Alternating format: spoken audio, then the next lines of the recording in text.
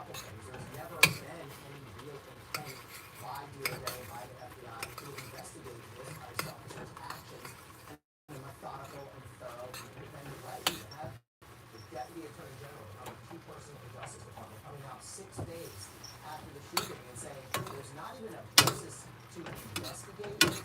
That's indefensible in my view. The way you're supposed to do this is you run your investigation, you see what the facts are, and then you draw your conclusions. But here, again, it's quite clear that the conclusion has been preordained not only by Todd Blanche, but the President, the Vice President, and Christine Young. So I think it really undercuts our faith in the public that there will be a full and independent investigation when they've already announced the results, essentially.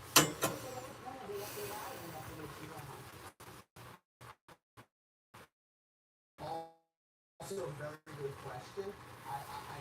If they've already, let's put it this way, if they've already civil rights charge, a criminal charge, then all that's left is on paper. All that's left is for them to put together some kind of report, put it out there, and give a version of events. I mean, typically when you see these kind of investigations, you do get a report, but you also get then a conclusion report on should there be criminal charges or not. If the answer is yes, then you will see criminal charges as well. But here it seems like they've already given us the conclusion. Now they're just going to backfill in with the analysis. Right, and there's also recent reporting about prosecutors resigning in protest over pressure to zero in on the actions of Good and her wife. Is there any validity to that investigation? Well, so 6 prosecutors in the Minnesota U.S. Attorney's Office, which is a very large percentage of that office as a whole.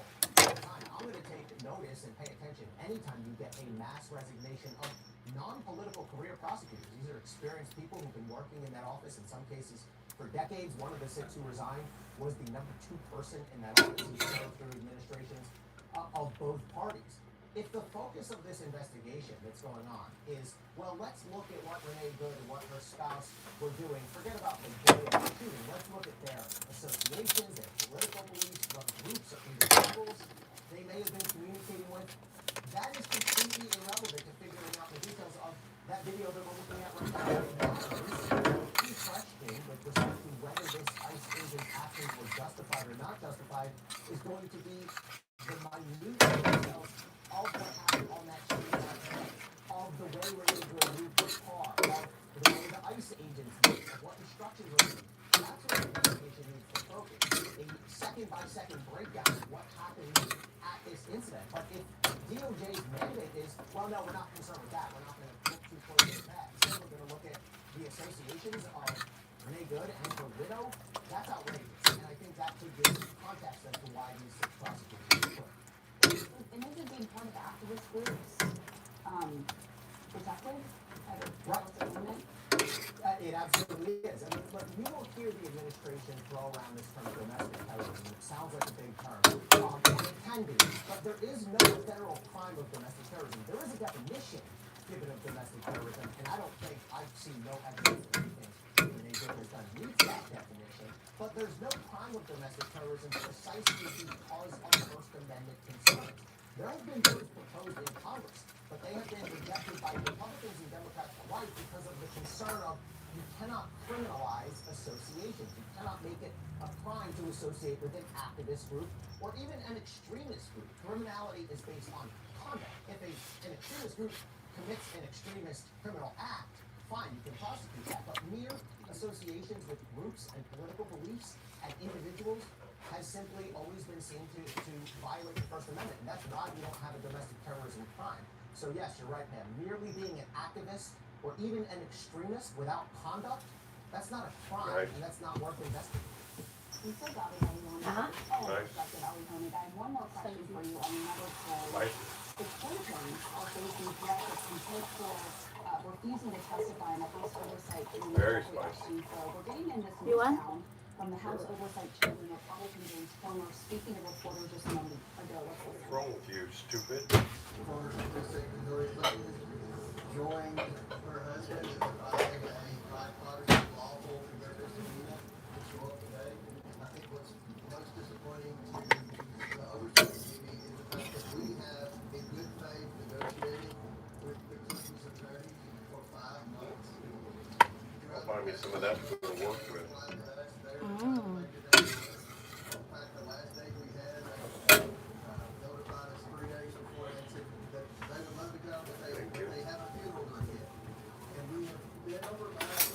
Why are they cheesy? Because the flavor is cheese.